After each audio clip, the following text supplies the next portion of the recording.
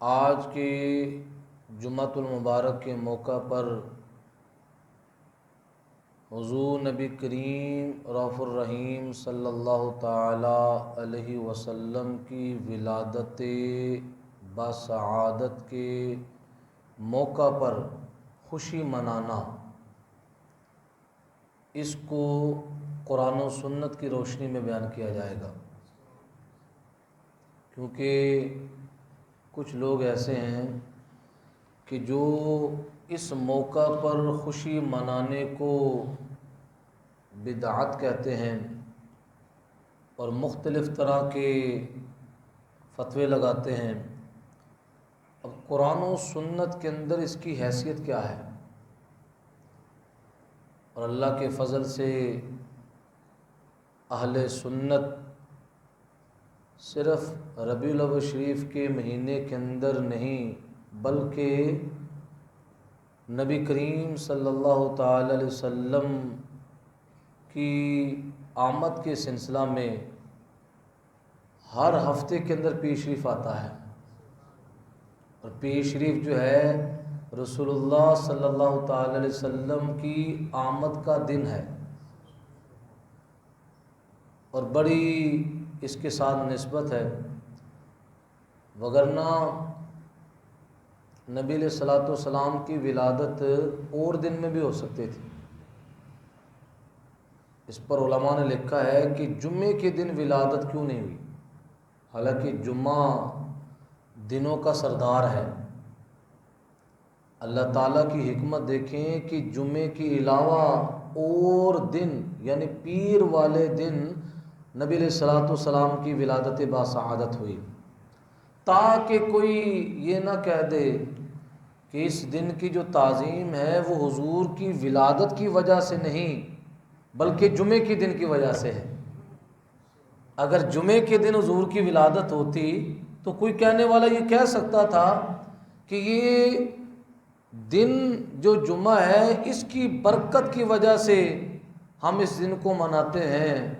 اللہ تعالیٰ نے جمعے کے علاوہ اور دن یعنی پیر شریف والے دن اللہ تعالیٰ نے محبوب صلی اللہ تعالی علیہ وسلم کی ولادت باسعادت کا سلسلہ فرمایا، اور اس دن کا نام کیا پڑ گیا؟ پیر۔ اور پیر مشہور ہے، یار یہ میرا پیر ہے، کہتے ہیں نا لوگ، میرے ماں باپ میرے پیر ہیں، میرا فلاں بزرگ جو ہے میرے پیر ہیں۔ دن کا نام ہی پیر ہے کہ یہ بھی کیا ہے؟ دنوں کا پیر ہے۔ دنوں کا کیا ہے؟ کہ جس گھڑی رسول اللہ صلی اللہ تعالی علیہ وسلم کی ولادت باسعادت ہوئی وہ کتنی عظیم گھڑی تھی۔ اسی وجہ سے میرے امام فرماتے ہیں جس سہانی گھڑی چمکا طیبہ کا چاند، اس دن افروز ساعت پہ لاکھوں سلام۔ میرے امام تو اس گھڑی پر بھی سلام بھیج رہے ہیں، حضور تو حضور رہے۔ امام اہل سنت کہتے ہیں کہ جس گھڑی یہ طیبہ کا چاند چمکا اس گھڑی پر بھی لاکھوں سلام، اس گھڑی پر بھی لاکھوں سلام۔ تو یہ ایک بڑا اہم موضوع ہے، اور انشاءاللہ العزیز میں آپ کے سامنے مختصر سے وقت کے اندر اس کو بیان کروں گا۔ بڑی توجہ کے ساتھ آپ نے سننا ہے، اور اس سے کئی مغالطوں کا رد ہوگا۔ جب ربیع الاول شریف کا مہینہ آتا ہے عاشقوں کے چہرے خوشی سے مسرور ہو جاتے ہیں، اور کچھ ایسے لوگ بھی ہیں کہ جن کے چہرے مرجھا جاتے ہیں۔ کیا ہو جاتے ہیں؟ مرجھا جاتے ہیں۔ تو یہ نصیب کی بات ہے، عاشقوں کے چہرے خوشی سے کھل جاتے ہیں، اور کچھ ایسے ہیں اس طرح چہرے مرجھا جاتے ہیں کہ جس طرح بہت بڑی ان لوگوں پر مصیبت آ پڑی ہو۔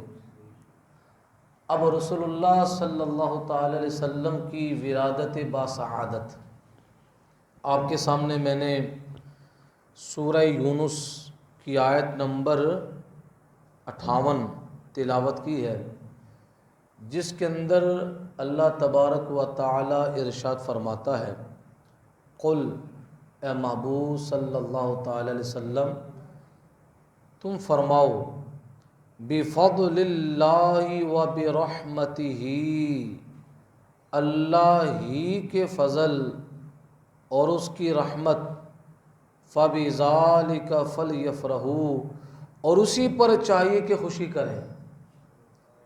اس کا آسان ترجمہ یہ ہے، یہ تو میں نے امام اہل سنت کا ترجمہ سنایا، اس کا آسان جو مفہوم ہے وہ یہ ہے اللہ کے فضل اور اللہ کی رحمت کے ملنے پر خوب جشن مناؤ۔ آیت نمبر کون سی ہے؟ 58۔ پارہ کون سا ہے؟ 11واں، 11ویں والی سرکار۔ پارہ کون سا ہے؟ 11 ہے، آیت نمبر 58، سورہ یونس، سورہ یونس، یونس نے یونس، یہ بھی لفظ ہمارے معاشرے کے اندر غلط پڑا جاتا ہے۔ یونس لفظ کیا ہے؟ یونس، نون کے اوپر پیش ہے، یونس۔ اب سورہ یونس کے اندر اللہ تبارک و تعالی نے آیت نمبر کون سی ہے؟ 58، اور پارہ کون سا ہے؟ 11واں ہے۔ اللہ تبارک و تعالی فرماتا ہے اللہ کے فضل اور اللہ کی رحمت کے ملنے پر خوب جشن مناؤ۔ کیا مناؤ؟ اب یہ قرآن پاک کی آیت ہے۔ اب سب سے پہلے ہم نے یہ دیکھنا ہے کہ اللہ کا فضل اور اللہ کی رحمت سے مراد کیا ہے۔ اللہ کے فضل اور اللہ کی رحمت سے مراد، تو سب سے پہلا درجہ قرآن عظیم فرقان حمید کی آیت کی تفسیر کا یہ ہے کہ قرآن پاک کی آیت کی تفسیر قرآن کی دوسری آیت سے کی جائے، یہ پہلا درجہ ہے۔ اب ہم یہاں پر قرآن عظیم فرقان حمید کی سی آیت کا ترجمہ قرآن سے کرتے ہیں کہ اللہ کے فضل سے مراد کیا ہے، تو اللہ تبارک و تعالی فضل کے والے سے فرماتا ہے وَعَلَّمَكَ مَا لَمْ تَكُنْ تَعْلَمْ، اے محبوب جو کچھ آپ نہیں جانتے تھے اللہ نے سب کچھ سکھا دیا۔ جو کچھ آپ نہیں جانتے تھے اللہ نے سب کچھ، اور آگے کیا فرمایا وَكَانَ فَضْلُ اللَّهِ عَلَيْكَ عَظِيمًا، اے محبوب یہ اللہ کا فضل آپ پر بہت بڑا ہے، یہ اللہ کا بہت بڑا، تو فضل کس پر ہوا؟ حضور پر ہوا، تو پھر حضور کیا کہلائے؟ اللہ کا فضل کہلائے۔ حضور کیا کہلائے؟ اللہ کا فضل کہلائے۔ اور اللہ کا قرآن کیا فرماتا ہے؟ جب اللہ کا فضل ملے تو خوب کیا مناؤ؟ جشن مناؤ۔ تو قرآن کس آیت سے معلوم ہوتا ہے اللہ کے فضل سے مراد کون ہے؟ حضور علیہ السلام کی ذات گرامی ہے۔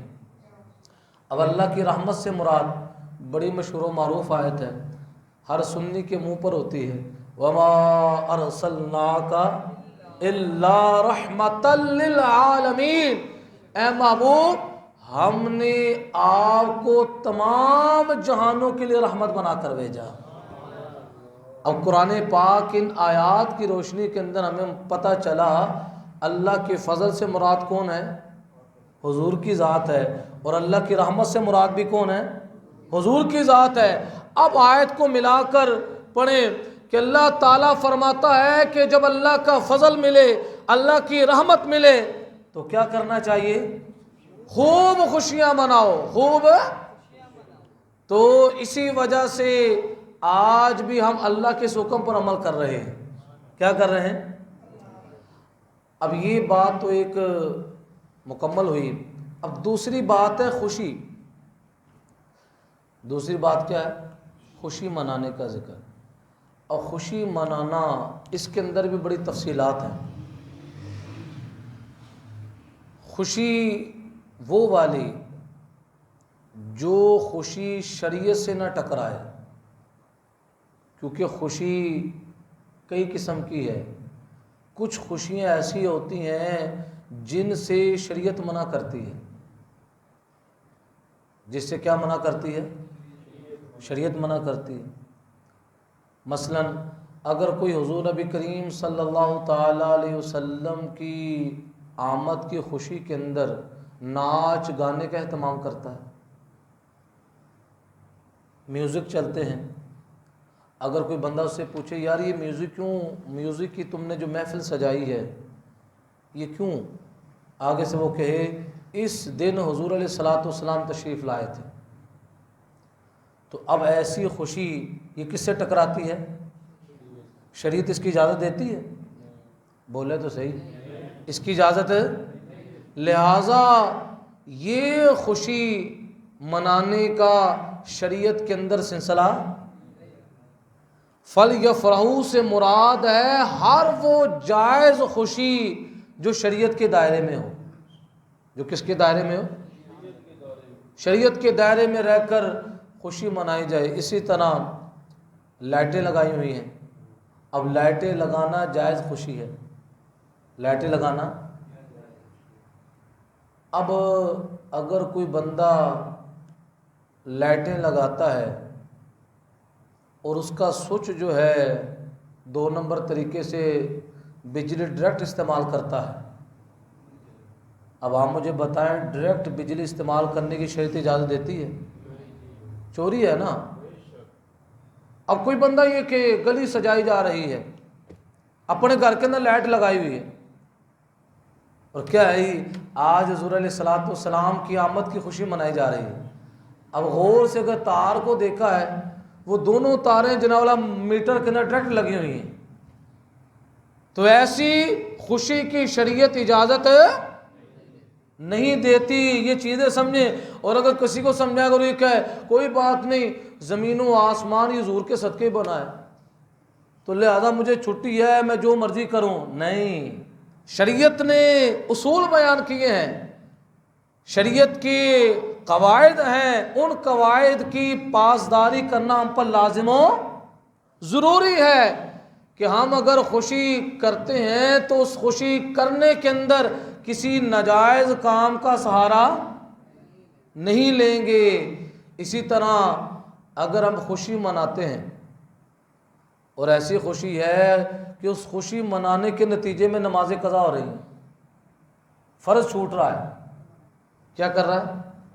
فرض چھوٹ رہا ہے، تو ایسی خوشی کی بھی اجازت ہے۔ خوشی وہ ہے کہ جس سے شریعت کی پاسداری ہو، جس سے کیا ہو؟ شریعت کی پاسداری ہو۔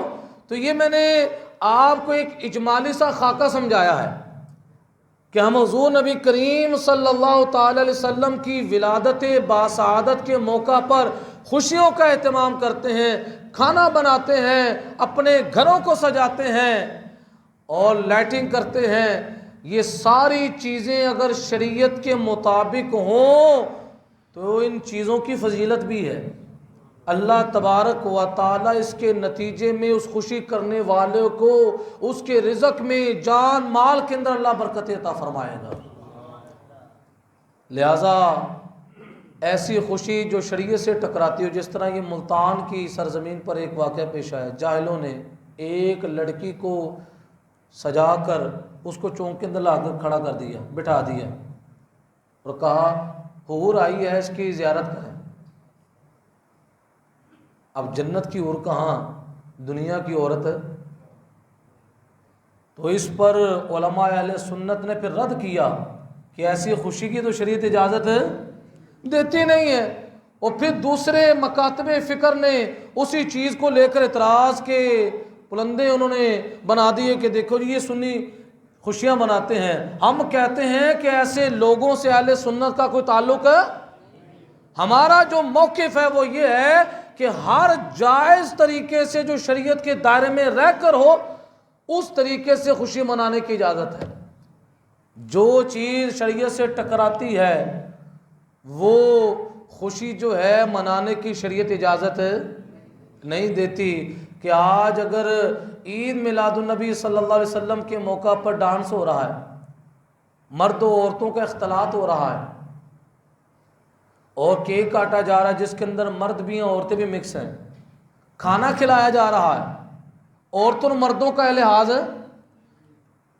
اس ہاتھ والی ٹیبل پر مرد بیٹھے ہوئے ہیں، پچھلی ٹیبل پر عورتیں بیٹھی ہوئی ہیں، اور عورتیں بے پردہ آ کر وہاں پر کھانا کھا رہی ہیں۔ تو جو میلاد النبی صلی اللہ علیہ وسلم کے موقع پر کھانے کا اہتمام کرتا ہے وہ اس چیز کا بھی اہتمام کرے، پردے کا بھی اہتمام کرے۔ اگر عورتوں کو کھلانا ہے تو وہاں پر پردے کا اہتمام ہو، تاکہ مرد اور عورتوں کی مکسنگ، کیونکہ عورتوں اور مردوں کا اختلاط اس کی تو شریعت اجازت دیتے نہیں۔ بازار سج جاتے ہیں اور یقین مانے اس موقع پر ایسا نظام ہوتا ہے، اور عورتوں کو بھی لحاظ رکھنا چاہیے، ایسے موقعوں پر گھروں سے باہر نہ نکلیں، اپنے گھروں کے اندر ہی رہیں جب پتہ ہے کہ بازاروں کے اندر بہت زیادہ رش ہوگی۔ اور آپ میں سے ہر بندہ سمجھتا ہے جب عورتیں نکلتی ہیں تو کیا ہوتا ہے، آپس میں ادھر مرد ہیں ادھر عورتیں، ساتھ جسم ٹچ ہو رہے ہوتے ہیں۔ اس کی شریعت اجازت ہے؟ ایسے موقع پر چاہیے عورتوں کو گھر میں رہ کر محفل درود کا اہتمام کر لینا چاہیے، بیٹھ کر رسول اللہ صلی اللہ تعالی علیہ وسلم کے ذکر کے حوالے سے، حضور کی نعت کے حوالے سے کوئی اہتمام کر لیں۔ یہ نہیں ہے کہ عورتیں کہیں کہ ہمیں بھی میلاد منانا چاہیے۔ ہمارا میلاد منانا اس وقت ہوگا جب سرخی پاؤڈر لگا کر بن سور کر میں بازار کی طرف نکلوں گی، تاکہ لوگوں کو پتہ چلے کہ میں بھی میلاد منا رہی ہوں۔ تو ایسے میلاد منانے کی شریعت اس عورت کو اجازت نہیں دیتی، کہ شریعت نے تو عورت پر پابندی لگائی ہے کہ بلا وجہ اپنے گھر سے نہ نکلے، بلا وجہ بغیر ضرورت کے اس کو گھر سے نکلنے کی اجازت نہیں ہے۔ لہٰذا ایسے موقع پر تیار ہو کر جانا پھر آج بہت بڑا المیہ بنتا جا رہا ہے۔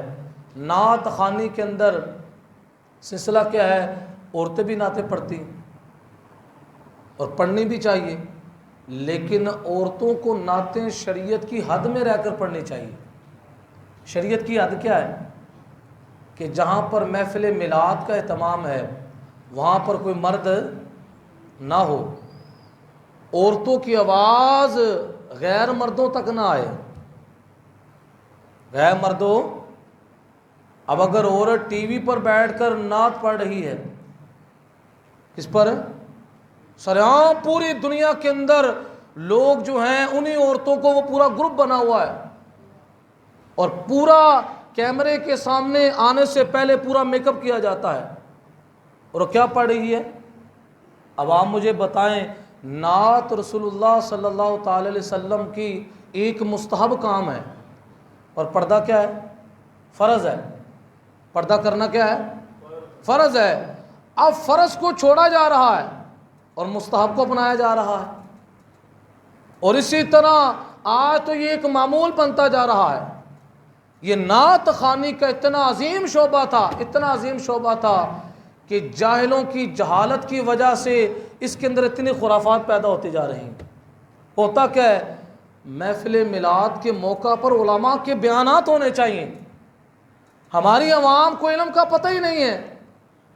نعت خوان کیا کرتا ہے، 5 گھنٹے کی محفل ہے، ساری محفل کے اندر نعت خوانی کا سلسلہ ہو رہا ہے، اور جب عوام بالکل تھک جاتی ہے اور گھڑیوں کی طرف دیکھ رہی ہے کہ کب دعا ہوتی ہے، آپ قاری صاحب 10 یا 15 منٹ کے لیے ذرا بولیں، 10-15 منٹ کے اندر انہوں نے کیا بولنا ہے، اور جب عوام تھک جاتی ہے تو تھکی ہوئی عوام کو پھر بیان سنانا کتنی آزمائش کا کام ہے۔ اب محفل میلاد کے اندر یہ ہونا چاہیے کہ علماء اہل سنت کے بیانات ہونے چاہیے، تاکہ لوگوں کو علم کا پتہ چلے کہ قرآن و سنت کی روشنی کے اندر ہمارے اللہ اور ہمارے نبی علیہ الصلوۃ والسلام کی تعلیمات کیا ہیں۔ ہوتا کیا ہے، نعت خوانی، اگر صرف نعت خوانی کروانی ہے تو پھر نعت خوانی کروائیں، کیا ہم نعتیں سنیں۔ بعض دفعہ نعتوں سے بھی عشق رسول پیدا ہوتا ہے کہ بندہ جب طرز کے اندر نعت سنتا ہے، اچھے اچھے کلام، اور کلام بھی یہ بھی ایک بڑا المیہ بنتا جا رہا ہے، جو نعت خوانی کے لیے کلام پڑھا جا رہا ہے۔ آج ایسے ایسے عجیب کلام آ گئے ہیں کہ بندہ اس کو سنتا ہے اور بندہ حیران ہوتا ہے۔ ایک نعت خوان تھا، کسی میں قریب سے گزرا تو وہ نعت لگی ہوئی ہے کہ اس کے اندر شعر کیا پڑھا جا رہا ہے، وہ گانے کی طرز پر ہے میں نے دوستوں کو سنایا بھی تھا، کنا سونا تنوں رب نے بنایا، ختم نبوت والا۔ اب آپ مجھے بتائیں کنا سونا تنوں رب نے بنایا، یہ گانا ہے ہی نہیں ہے۔ اب وہ نعت خان جو ہے یہ نعت پڑھ رہا ہے، نعت خانی کے اندر جو بزرگوں کا کلام ہے ہمارے اعلیٰ حضرت امام اہل سنت کا، سبحان اللہ، قرآن و سنت کا وہ نچوڑ ہے، وہ کلام پڑھا جائے اور نعت خان کو پتہ ہو اس کلام کا معنی کیا ہے۔ اور آج کل ہونا یہ چاہیے کہ محفل میلاد کے اندر اگر بزرگوں کا کلام پڑھا جا رہا ہے، اس کو ایک شعر پڑھے پھر اس کا معنی سمجھائے، پھر دوبارہ اس کو پڑھا جائے طرز میں، اس سے پھر لوگوں کے دلوں میں عشق رسول مزید بڑھے گا۔ بعض دفعہ کلام ہوتا بڑا گہرا ہے، وہ نعت خان ہے اس کو بھی پتہ نہیں ہوتا اس کا معنی کیا ہے، بس اس نے صرف نعت وہ تیار کی ہوتی ہے اور نعت کو پڑھا جا رہا ہوتا ہے، لیکن اس کا معنی کیا ہے۔ اب اعلیٰ حضرت امام اہل سنت کے ہدایت بخشش کے اندر جو کلام ہے، اگر وہ بندہ صرف کلام کو تشریح کے ساتھ سننا شروع کر دے، آپ آزما کر دیکھ لیں، عشق رسول کی چنگاری آپ کے دل کے اندر بیٹھ جائے گی، ایسا وہ گہرا کلام ہے۔ لیکن ہوتا کیا ہے، اس طرح کے کلام، لگیاں نے موجہ لائی رکھی سونے، موجہ وہ کیا لگی ہوئی ہیں، ایک محفل کے اندر جا رہا ہے 10,000 روپے آ رہا ہے، دوسری کے اندر جناب والا ویلے بھی ہوئی ہیں، یہ موجیں لگی ہوئی ہیں۔ پھر تیسری نعت کیا ہے، یا رسول اللہ میں مدینے جاؤں واپس پھر نہ آؤں۔ یہ عشق رسول جو ہے وہ نعتوں کے اندر بیان کیا جا رہا ہے، واپس تو نے کیوں نہیں آنا، دین کا کام کس نے کرنا ہے، آ کر تیرا کام صرف نوٹ لینے پر ہے کہ ایک نعت پڑھ لی اور تو یہ سمجھ لے کہ میں نے رسول اللہ کی غلامی کا حق ادا کر دیا۔ رسول اللہ صلی اللہ تعالی علیہ وسلم کے دین کے لیے حضرت سلمان فارسی رضی اللہ تعالیٰ عنہ، حضرت سعد بن ابی وقاص رضی اللہ تعالیٰ عنہ، جو عشرہ مبشرہ صحابہ کرام میں سے ہیں، حضرت سعد بن ابی وقاص رضی اللہ تعالیٰ عنہ، چائنا کے اندر آپ کی قبر ہے۔ حضرت سعد رضی اللہ تعالیٰ عنہ، صحابہ کرام پوری دنیا کے اندر پھیلے، انہوں نے مدینہ چھوڑا، یہ نہیں کہا حضور کو کہ یا رسول اللہ ہم نے ساری زندگی مدینے رہنا ہے۔ حضرت بلال حبشی مدینہ چھوڑ کر ملک شام چلے گئے، رسول اللہ کے صحابہ پھیلے، حضرت شیخ عبدالحق محدث دہلوی رحمۃ اللہ تعالیٰ علیہ کہ برے صغیر پاک و ہند کے اندر کوئی بھی محدث صاحب نکال لیں، اس کی سند جو ہے حضرت شیخ عبدالحق محدث دہلوی سے شروع ہوتی ہے، علم حدیث پھیلانے والے ہیں۔ آپ مسجد نبوی شریف کے اندر درس حدیث دیا کرتے تھے، کہاں، کتنی بڑی سعادت ہے۔ نبی علیہ السلام خواب کے اندر حضور نے فرمایا عبدالحق محدث تم انڈیا میں چلے جاؤ اور وہاں پر جا کر میری حدیث کو پھیلاؤ۔ تو کہنے لگے یا رسول اللہ یہاں پر ہوتا ہوں پریشان ہوتا ہوں تو گنبد خضرا کو دیکھ لیتا ہوں، تو جس وقت انڈیا میں پریشان ہوں گا تو یہ چیز مجھے میسر ہے۔ حضور نے فرمایا جاؤ، یہاں تو تم گنبد خضرا کو دیکھتے ہو، وہاں پر پریشان ہوگے تو گنبد خضرا والے کو دیکھ لو گے۔ یہ ہے عشق کا معیار۔ آج لوگوں نے عشق کا معیار ہی بلا دیا ہے، لگیاں نے موجاں لائی رکھی سونے، چڑھی ہوئی گڈی نو چڑھائی رکھی سونے، یہ نعت خوانیاں ہو رہی ہیں، اور آگے سننے والے بھی داد دے رہے ہیں، ان کو پتہ نہیں پیسہ ہم نے خرچ کہاں کرنا ہے۔ ہمارے مدارس ویران ہو گئے، ہماری مساجد ویران ہو گئی، 20 سال 30 سال ہو جاتے ہیں، اہل سنت کی مسجدیں تعمیر نہیں ہوتی۔ باہر سپیکر پر ایک بندہ دیہڑی کے لیے رکھ لیں گے، چلو بھی اعلان کرنا ہے تاکہ مسجد کے لیے چندہ جمع ہو۔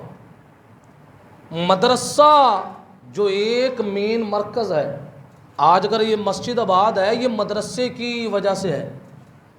اگر میں آپ کے سامنے خطاب کر رہا ہوں، میں بھی کسی مدرسے کا پڑھا ہوا ہوں، اس مصلے پر جو کھڑا ہوگا، اس مصلے پر کھڑا ہونے کے پیچھے ایک مدرسہ ہے، دینی درسگاہ ہے، کہ جو یہاں پر امام کھڑا ہوتا ہے اس نے قرآن پڑھنا ہے، اس منبر پر کھڑے ہو کر جس نے قرآن و حدیث کو بیان کرنا ہے، اس کے پیچھے کیا ہے، مدرسہ ہے۔ اور مدرسوں کی صورتحال کیا ہے، آج میں اس چیز کو یہ نہیں کہتا 11ویں کا 12ویں کا کھانا نہیں ہونا چاہیے، بڑا باعث سعادت ہے، لیکن ہے کہ جو لاکھوں روپیہ کہاں پر خرچ ہو رہا ہے، کسی بزرگ کا عرس ہوتا ہے اور بزرگ کے عرصوں پر کروڑوں روپیہ لگتا ہے، مخیر حضرات 100 دیگ بنائی جا رہی ہے۔ اب وہی پیسہ اگر ہمارے مدارس پر لگے، علم پر لگے، ایسے ایسے علماء ہیں کہ جن کے پاس علم ہے، اگر وہی عالم بیٹھے اور کئی تفسیریں وہ لکھ سکتا ہے، وہ حدیثوں پر لکھ سکتا ہے، اللہ نے اس کو علم دیا ہے، لیکن اس علم کو پھیلانے کے اسباب ہی نہیں ہیں۔ اس علم کو پھیلانے کے، اگر وہ کتاب لکھ دے، کتاب کو چھپانا ہے، اس کا سارا وہ سسٹم ہے، اب اس کے لیے اخراجات نہیں ہیں۔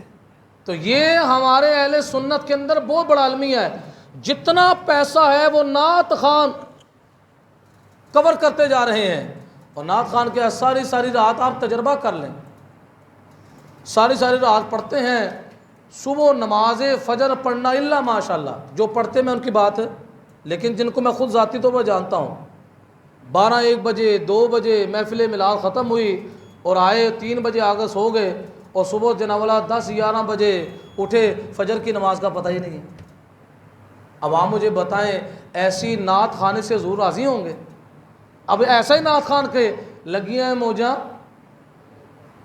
تلائی رکھی سوڑ ہے، ادھر قوالوں نے تباہی کر دی ہے کہ بابا دی گلی اندر مکان ہونا چاہیے تھا، اس کو مکانوں کی پڑ گئی ہے کہ مجھے بابا کی گلی کے اندر مکان مل جائے۔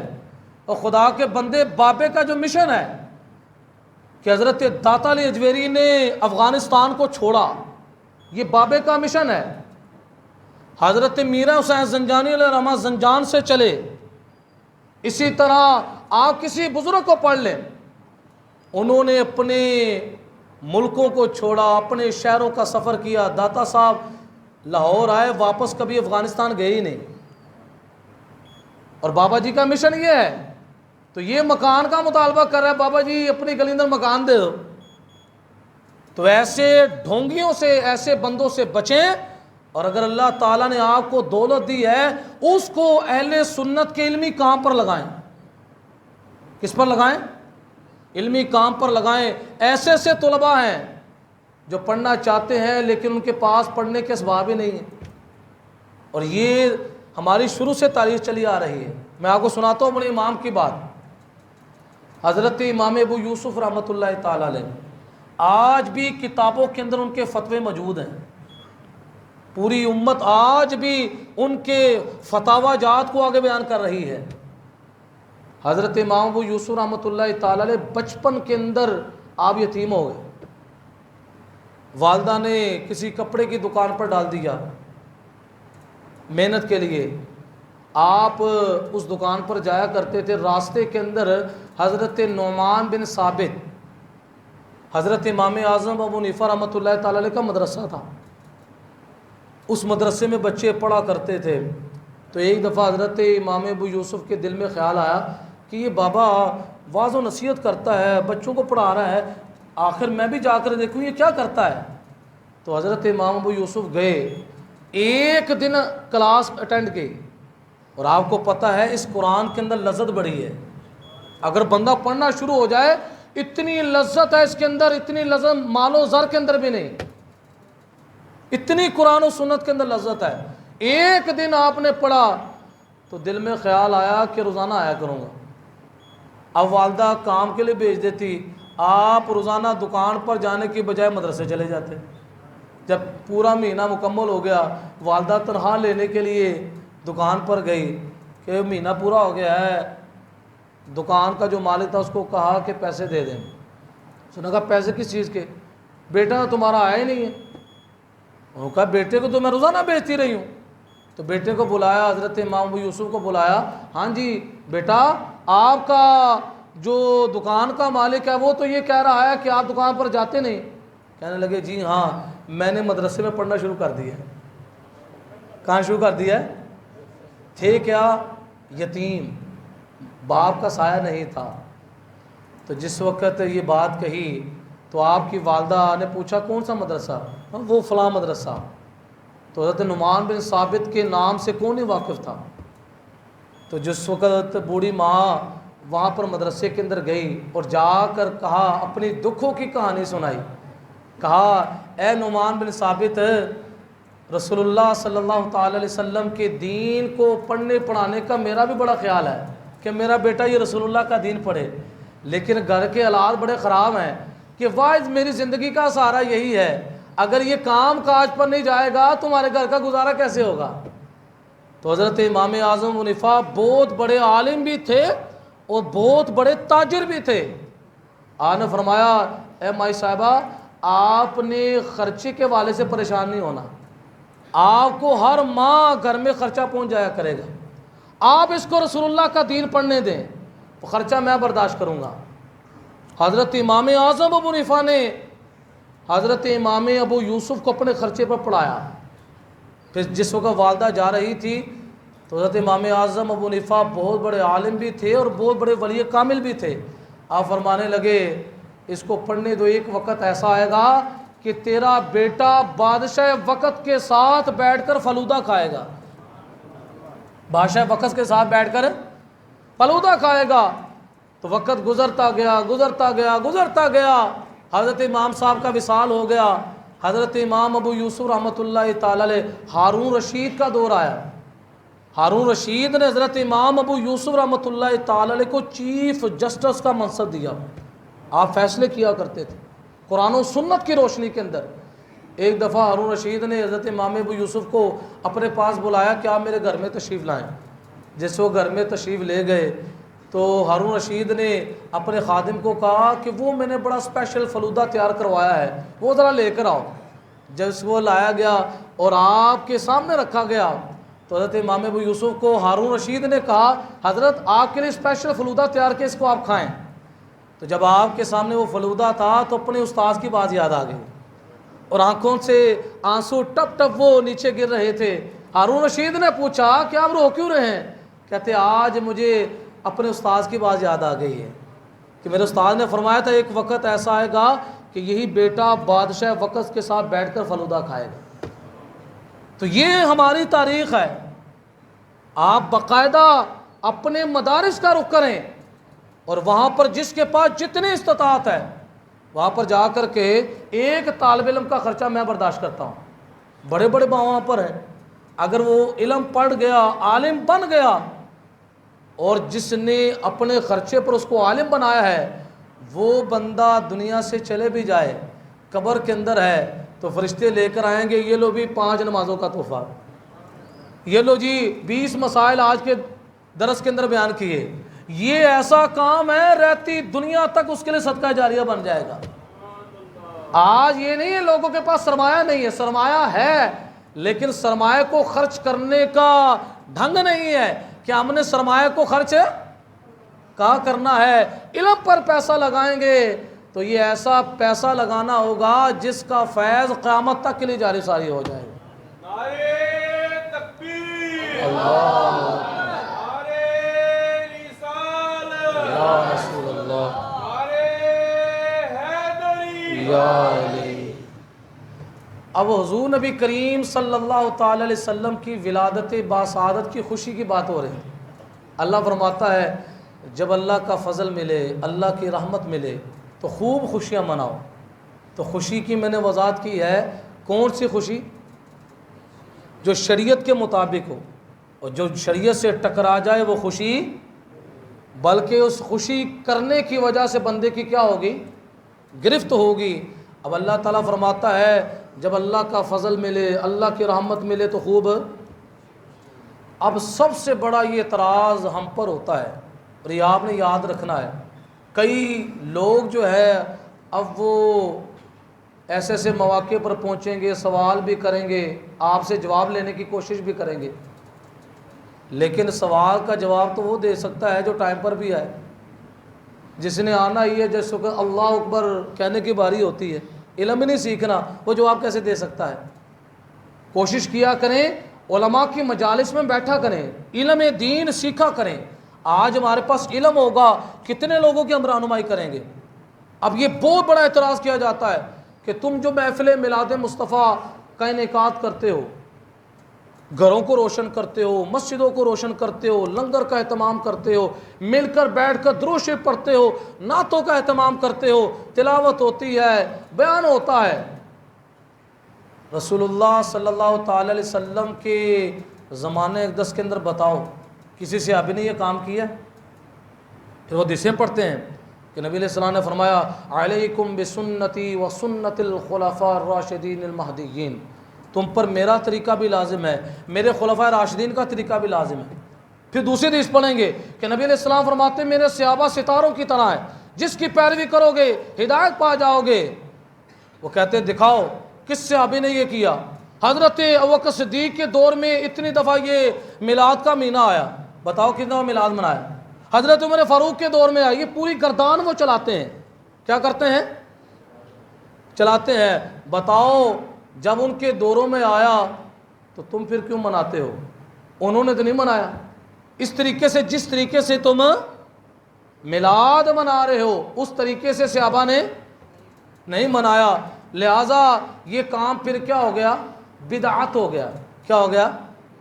جب بدعت ہو گیا تو پھر حدیث پڑھیں گے کہ نبی علیہ السلام فرماتے ہیں کل بدعت ضلالہ وکل ضلالۃ فی النار، ہر بری بدعت گمراہی ہے اور ہر گمراہی جہنم کے اندر لے کے جانے والی ہے۔ اب کیسی وہ پوری ایک دلائل کا ترتیب دے کر بندے کو قائل کرتے ہیں۔ ہاں جی پورا ایک انہوں نے نصاب بنا کر باقاعدہ اشتہار بازیوں کے اندر بھی یہ دلائل ہوتے ہیں۔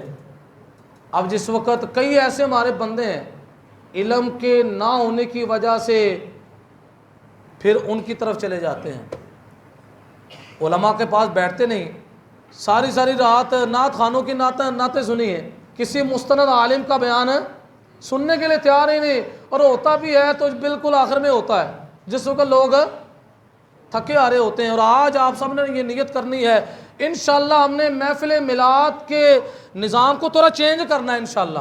کون کون نیت کرتا ہے؟ ہم انشاءاللہ یہ نیت کرتے ہیں کہ ہم نے گھنٹے کی محفل کرنی ہے، 2 کی یا 3 کی، اس کے اندر ہم نے کرنا ہے ایک تلاوت، ایک مستند کلام جو بزرگوں کا ہو، نعت خانوں کا نہیں، آپ نے پڑھنا ہے، پھر اس کے فوراً بعد بیان۔ یقین کریں آپ یہ کریں جتنے لوگ آئے ہوں گے کتنا علم لے کر جائیں گے، اور آپ کے لیے صدقہ جاریہ ہے کہ آپ نے ایک مستند عالم کو بلا کر آپ کے گھر میں 50 بندے اکٹھے ہوئے ہیں، 100 اکٹھے ہوئے ہیں، کم از کم 100 بندہ جا رہا ہے تو اس عالم دین وہ کتنا علم کا خزانہ اس کو دے گا، اور کتنا لوگوں کے دلوں کے اندر روشنی پیدا ہوگی۔ اب میں بات کیا کر رہا تھا، یہ اعتراض ہوتا ہے کہ جب صحابہ نے نہیں کیا، اور پھر یہ کہتے ہیں کیا تم صحابہ سے زیادہ عاشق ہو کہ انہوں نے نہیں کیا تم کر رہے ہو؟ تو ان کے لیے میرا یہ جواب ہے، یہ بات غور سے سننی ہے۔ سب سے پہلے حضرت امام بخاری کی یہ باتیں بڑی کرتے ہیں، دکھاؤ بھئی بخاری شریف کے اندر یہ روایت ہے یا نہیں ہے، بخاری سے ہمیں دکھاؤ۔ حضرت امام بخاری رحمہ اللہ، آپ نے بخاری شریف لکھی، آپ نے 7000 سے کچھ زیادہ حدیثیں ہیں ٹوٹل حدیثیں، اور اگر تکرار کو حذف کیا جائے تو 4000 بنتی ہیں۔ تکرار کا مطلب ہے ایک ہی حدیث ہے اس کو امام بخاری 10 دفعہ لائیں، اگر تکرار کو ساتھ شمار کریں تو 7000 سے کچھ عدد بڑھ جاتا ہے۔ امام بخاری کا عمل کیا تھا، اور یہ جو بعد میں آپ کو بیان کرنے والا ہوں، یہ ان کی کتابوں کے اندر بھی یہ بات موجود ہے کہ جنہوں نے بخاری کی شرح لکھی ہے کہ حضرت امام بخاری کا یہ عمل تھا کہ آپ کیا کرتے، آپ کوئی بھی حدیث لکھنے سے پہلے آپ 2 رکعت نماز نفل ادا کرتے۔ کیا کرتے؟ ہر حدیث کو لکھنے سے پہلے۔ اور 2 طرح کی روایتیں ہیں کہ آپ یہ نفل کا جو سلسلہ ہے مقام ابراہیم کے سامنے آپ 2 رکعت نماز نفل پڑھتے، اور مدینہ شریف کے اندر بھی آپ کا یہ ملتا ہے کہ آپ مدینہ شریف کے اندر بھی جہاں پر نبی علیہ الصلوۃ والسلام کا وہ جو حضور نے فرمایا میرے گھر اور ممبر کے درمیان جو جگہ ہے روضۃ من ریاض الجنہ، وہ جنت کے باغوں میں سے ایک باغ ہے۔ آج اگر وہاں پر کوئی بیٹھ جائے تو اس پر نظر ہوتی ہے لکھ کیا رہا ہے۔ امام بخاری نے بخاری شریف کے جو تراجم ہے، جو باب باندھے ہیں، وہ باب کا کام آپ نے ریاض الجنہ کے اندر فرمایا۔ کہاں پر فرمایا؟ اور مکہ شریف کے اندر جب آپ وہاں پر موجود تھے وہاں پر حدیث پاک کو لکھنے کا اہتمام فرمایا۔ پہلے کیا کرتے تھے؟ 2 رکعت نماز۔ اب آپ نے یہ بات یاد رکھنی ہے اور یہ سوال ان سے کرنا ہے آپ نے۔ رسول اللہ صلی اللہ علیہ وسلم کے صحابہ نے بھی حدیثیں لکھی ہیں، دکھاؤ کسی ایک صحابی کا عمل کہ جس نے حدیث لکھنے سے پہلے 2 رکعت نماز نفل پڑھے ہوں۔ حدیثیں لکھی ہیں، باقاعدہ کتابت حدیث کا کام شروع ہو چکا تھا، لیکن یہ امام بخاری کا عمل ہے کہ آپ حدیث کو لکھنے سے پہلے کیا کرتے تھے؟ 2 رکعت نماز۔ اب وہ کام جو صحابی نے نہیں کیا کون کر رہا ہے؟ امام بخاری کر رہا ہے۔ اب ان کی اس گفتگو کے مطابق کہ جو کام صحابہ نے کی نہیں کیا، یہ جو مروجہ میلاد کا طریقہ ہے تم کرتے ہو تو کیا ہو گئے؟ بدعتی ہو گئے۔ تو ان کے اس فتوے کے مطابق امام بخاری کیا کہلائے؟ بدعتی کہلائے۔ اور اصول حدیث کا یہ قانون ہے کہ بدعتی کی حدیث قابل قبول ہی نہیں ہے۔ بدعتی کی حدیث قابل قبول ہے۔ ہم کہتے ہیں کہ سب سے پہلے تم تو امام بخاری کو بدعتی کہہ رہے ہو، اور جب امام بخاری تمہارے فتوے کے مطابق بدعتی ہوں تو تم تو بخاری سے دلیل دے ہی نہیں سکتے۔ بات سمجھ لگی ہے؟ اب حضرت امام بخاری نے یہ کیا، اس کی وجہ ہے کیوں کیا؟ کہتے اس وجہ سے رسول اللہ کے صحابہ کرام علیہ مردوان کے لیے بڑی موجیں تھی کہ سامنے دیدار مصطفیٰ تھا۔ جو دیدار کی نعمت انہیں میسر تھی وہ سامنے دیدار والی نعمت امام بخاری کو میسر ہے۔ وہ اپنے آپ کو سمجھتے تھے میں محروم ہوں کہ مجھے وہ نعمت ہے، تو وہ اپنی محرومی والی جو کیفیت تھی اس کو ذرا کرنے کے لیے رسول اللہ کے حدیث کا مزید ادب کرتے۔ کیا کرتے؟ کہ باقاعدہ آپ 2 رکعت نماز نفل پڑھتے، چلو کچھ نہ کچھ میری محرومی۔ اب وہ عمل جو صحابہ نے نہیں کیا کون کر رہا ہے؟ امام بخاری۔ یہ تو میں نے آپ کو امام بخاری کی دلیل دی، آپ کو صحابہ رسول کی میں ایک دلیل بھی پیش کر دیتا ہوں۔ حضرت خبیب بن عدی رضی اللہ تعالیٰ عنہ، یہ بدری صحابی ہیں۔ کون ہے؟ نام کیا ہے؟ حضرت خبیب بن عدی۔ حضرت خبیب بن عدی رضی اللہ تعالیٰ عنہ یہ بدری صحابی ہیں، اور انہوں نے مقام بدر کے اندر ایک کافر کو مارا تھا، ایک کافر کو مارا تھا۔ تو حضرت خبیب بن عدی رضی اللہ تعالیٰ عنہ کو اس کافر کی اولاد نے گرفتار کر لیا، پکڑ لیا، اور گرفتار کر کے انہوں نے چاہا کہ اب ہم اپنے والد کا بدلہ خبیب سے لیں گے کہ اس نے ہمارے والد کو کہاں مارا ہے؟ مقام بدر کے اندر مارا ہے۔ تو آپ کو قید کر دیا گیا، اور حضرت خبیب بن عدی رضی اللہ تعالیٰ عنہ کی شان دیکھیں کہ جب آپ کو انہوں نے سولی دینی تھی، سب سے پہلے سولی حضرت خبیب بن عدی کو دی گئی مقام تنعیم کے اندر، جہاں پر آج مسجد عائشہ ہے۔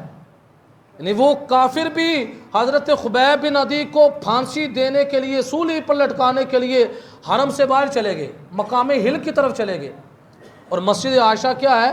یہ حرم سے باہر ہے، وہاں پر لے چلے کہ حرم کا بڑا تقدس ہے۔ اور حضرت خبیب بن عدی رضی اللہ تعالیٰ عنہ کی جس وقت شہادت ہونی تھی، شہادت سے پہلے آپ نے اسی کافر کی ایک لڑکی سے اس طرح منگوایا، اس وجہ سے کہ تاکہ میں اپنے جسم کی پاکیزگی کر لوں۔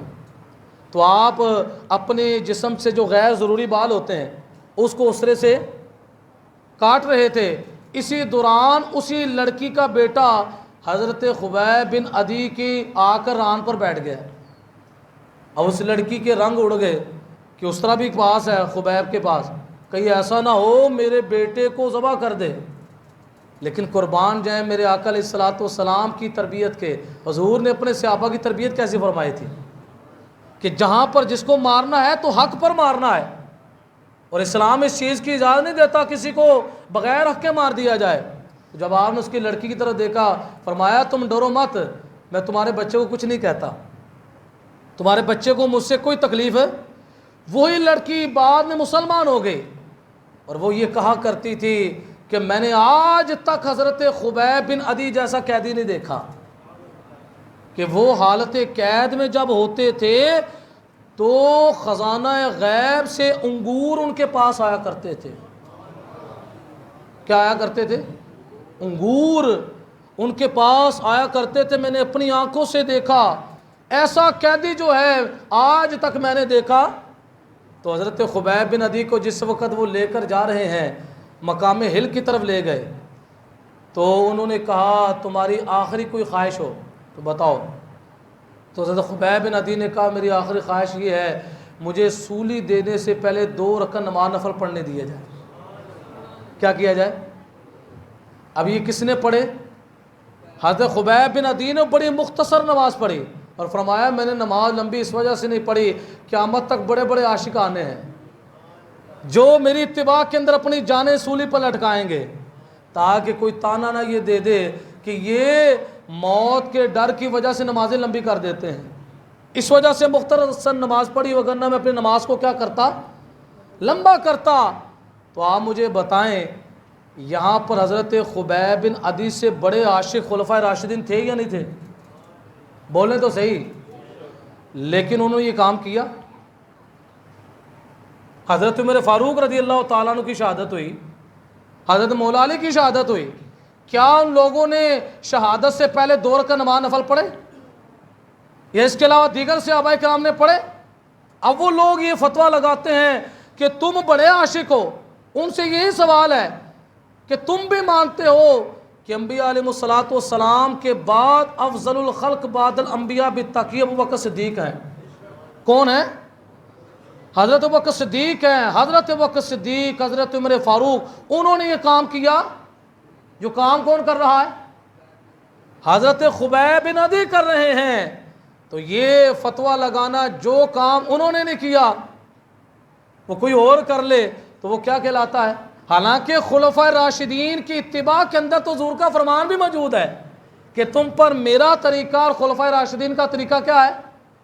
اب ان کی زندگیوں میں سے ایسا طریقہ ملتا، لیکن انہوں نے کیا، اور وہاں پر وہ صحابی رسول ہیں۔ صحابی رسول ہونے کے اعتبار سے اس کا مطلب یہ ہوا ہر وہ نیا کام جو شریعت سے نہ ٹکرائے اس کی گنجائش شریعت کے اندر ہے، اس کی گنجائش۔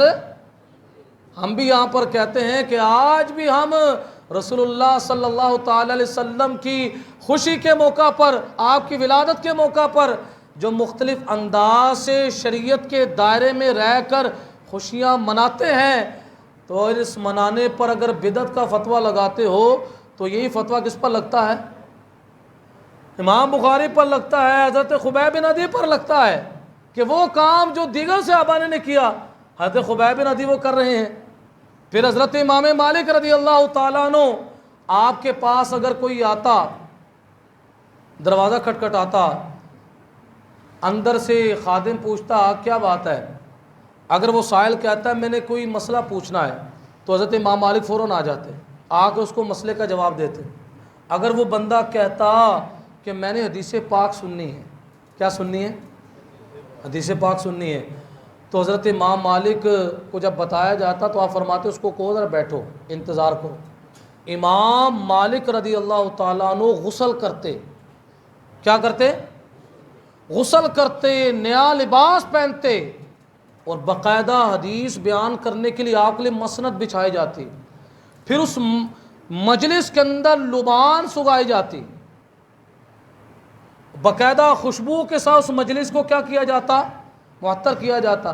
آج کچھ لوگ یہ بھی باتیں کرتے اتنا پیسہ اس پر لگا رہے ہو کسی بچی کی شادی کروا دو، یہ تم فضول خرچی کر رہے ہو۔ اب ان سے سوال ہے کہ حضرت امام مالک جو ہیں حدیث بیان کرنے کے لیے پانی ضائع کر رہے ہیں، غسل کر رہے ہیں ان کے بقول. ہمارے نزدیک تو پانی ضائع، باقاعدہ پانی کے ساتھ غسل کر رہے ہیں، وضو کر لیتے، باقاعدہ غسل کا اہتمام کر رہے ہیں، نیا لباس پہن رہے ہیں، کتنا خرچہ کر رہے ہیں، باقاعدہ خوشبو کا استعمال کیا جاتا ہے، پھر آ کر رسول اللہ کی حدیث سناتے. اب مجھے بتائیں یہ وہ کام ہے جو حضرت امام مالک سے پہلے صحابہ نے نہیں کیا. حضرت ابوبکر صدیق، یہ گردان کہتے ہیں نا، یہ گردان پڑھتے ہیں، حضرت ابوبکر صدیق کے دور میں اتنی دفعہ میلاد آیا، انہوں نے یہ کام نہیں کیا. آپ مجھے بتائیں حضرت ابوبکر صدیق کے دور میں حدیث بیان کرنے کا کتنی دفعہ موقع آیا ہوگا؟ بولیں بہت زیادہ، کہ رسول اللہ کے فرمان ہی بیان کرتے ہوں گے زیادہ. یعنی میلاد کی بجائے جو رسول اللہ کے فرمان ہیں وہ تو بہت زیادہ بن جاتے ہیں. لیکن ثابت کرو صدیق اکبر سے کہ انہوں نے حدیث بیان کرنے سے پہلے غسل کیا، انہوں نے حدیث بیان کرنے سے پہلے نئے کپڑے پہنے ہو، انہوں نے حدیث بیان کرنے سے پہلے مجلس کے اندر خوشبو لگائی ہو. تمام صحابہ سے ثابت کرو، کسی سے ثابت کر سکتے؟ لیکن یہ عمل کس کا ہے؟ امام مالک رضی اللہ تعالیٰ عنہ کا، کہ ساری زندگی مدینہ پاک کے اندر رہے، آپ نے وہاں پر بولو براز نہیں کیا، حالانکہ دیگر صحابہ بھی تھے. یہ وہ عمل ہے. یہ کس لیے؟ رسول اللہ صلی اللہ علیہ وسلم کی تعظیم کے لیے. کہ صحابہ اکرام اگرچہ بڑے عاشق تھے، ان کی مزید ذمہ داریاں اور تھیں. کہ صحابہ کرام میلاد کی تم بات کرتے ہو، 10 سال کا جو دور تھا مدینہ پاک کے اندر، ایک غزوہ سے فارغ ہوتے تھے دوسرے غزوے میں، دوسرے سے فارغ ہوتے تھے تیسرے میں. ان کا میلاد تو یہ تھا کہ وہ تو دشمن کے سامنے کھڑے ہو کر رسول اللہ کی شانیں بیان کر رہے ہیں کہ میرے آقا حق ہیں، میرے آقا سچ ہیں اور تم باطل پر ہو. ان کا میلاد یہ تھا کہ انہوں نے غزوات کے اندر شرکت کر کے رسول اللہ کا کیا بیان کیا؟ میلاد بیان کیا. اب یہ لوگ اتنے بے وقوف ہیں کہ ہمیں کس پر قیاس کرتے ہیں؟ صحابہ کر، اور جھنڈیوں کے بارے میں، اس کے علاوہ لائٹنگ کے بارے میں. ان لوگوں کو ہے کہ حضرت مصعب بن عمیر کہ جب ان کو کفن دیا جانے لگا، کہتے جب آپ کو کفن دیا جانے لگا، آپ کا چہرے پر جب وہ کفن کی چادر ڈالتے تو پاؤں ننگے ہو جاتے، پاؤں پر ڈالتے تو چہرہ ننگا ہو جاتا. صحابہ کرام تو ان حالات کے اندر تھے جب کپڑے کی بھی کمی تھی، تو یہ لوگ تقاضا کرتے ہیں انہوں نے جھنڈے کیوں نہیں نکالے؟ ان کے پاس تو اس طرح کا انداز تھا، ایک ایک گٹھلی پر کتنے کتنے دن وہ گزارا کیا کرتے تھے. اور یہ تقاضا کیا کرتے ہیں کہ صحابہ کرام نے دیگیں کیوں نہیں بنائی؟